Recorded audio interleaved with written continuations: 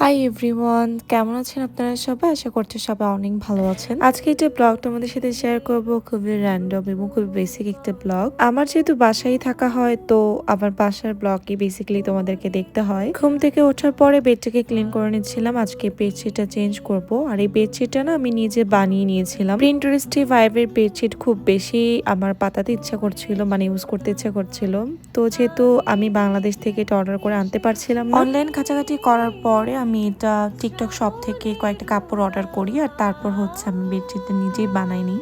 Basically আমার যখন যেটা মন চাবে ওইটা আসলে তখন না করলে আমার ভালো লাগে না। সো যেহেতু ওই বেডশিট আমাকে পাতাতেই হবে, তো দ্যাটস ওয়াই আমি দেরি না করে অনলাইন থেকে অর্ডার করে নিজেই বানিয়ে নিয়েছিলাম। তবে আমি 2-3 দিনের বেশি এটা ইউজ করিনি, কারণ বিছানার চাদরটা একটু নরম বা একটু সুতি কাপড়ের না হলে ঘুমাতে বেশি আরাম লাগে না। তো এই চাদরটা আমি বেসিক্যালি বাংলাদেশ থেকে কিনে নিয়ে এসেছিলাম, আর এখন আমার মনে হচ্ছে বাংলাদেশে গেলে খুব সুন্দর সুন্দর কতগুলো চাদর কিনে নিয়ে আসবো। বাট যদিও এখন যাওয়া সম্ভব না, বাট এখন মনে হচ্ছে যে যদি যেতে পারতাম অনেকগুলো চাদর কিনে নিয়ে আসতাম। আমার দিদি তখন অনেকগুলো চাদর আমাকে দেখিয়েছিল, বলেছিল যে কিনবি নাকি নিয়ে যা, বাট আমি তখন বলছিলাম যে না, এই দুটোতেই হয়ে যাবে। বাট এখন রিয়েলাইজ করতেছি যে না, আসলে চাদর অনেক লাগে, আর আমার না এক সপ্তাহের বেশি চাদর পাতাতে ভালো লাগে না।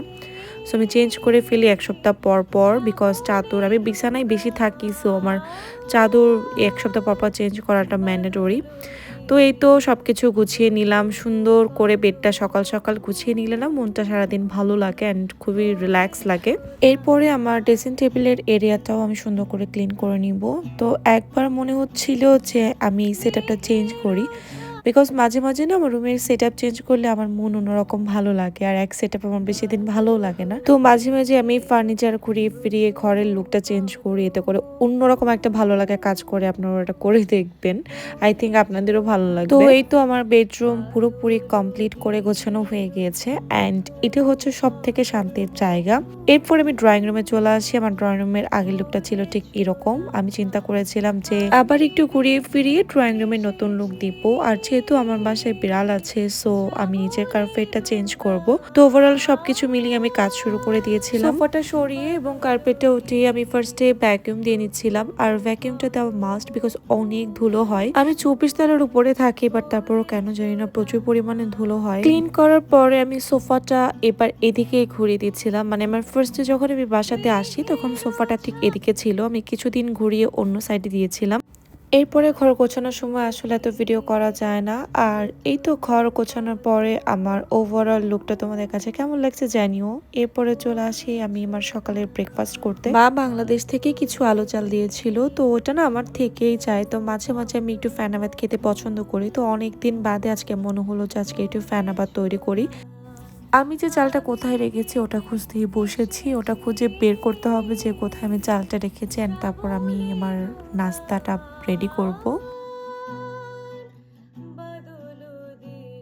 অ্যাট লাস্ট আমি চালগুলো পেয়েছি, তো এখান থেকে আমি একটু এক কাপ রান্না করব। বেসিক্যালি আমি সকালে খাবো, মানে সকালবেলা ব্রেকফাস্টও ফেনাবাদ দিয়ে করবো, আর যদি একটু থেকে যায় ওটা আমি দুপুরে খেয়ে নিব। সো এই কারণে আমি একটু বেশি রান্না করছিলাম।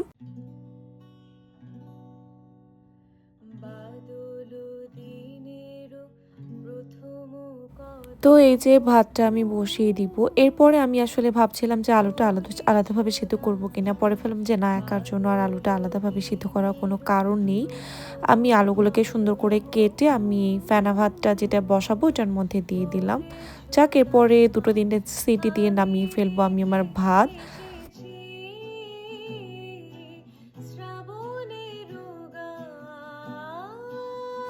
তো সিটি দেওয়ার পরে আমার ভাত অলমোস্ট হয়ে গিয়েছে, আর এখানে আমি 2টা ডিম বেশ বড় করে পেঁয়াজ মরিচ দিয়ে ভেজে নিয়েছি, অ্যান্ড এই ডিমটা কিন্তু একদম মোটা করে ভেজেছিলাম, বিকজ আমি ডিম দিয়েই খাবো আর কিছু না। সো এটাকে খুব ভালো করে আমি ভেজে নিলাম।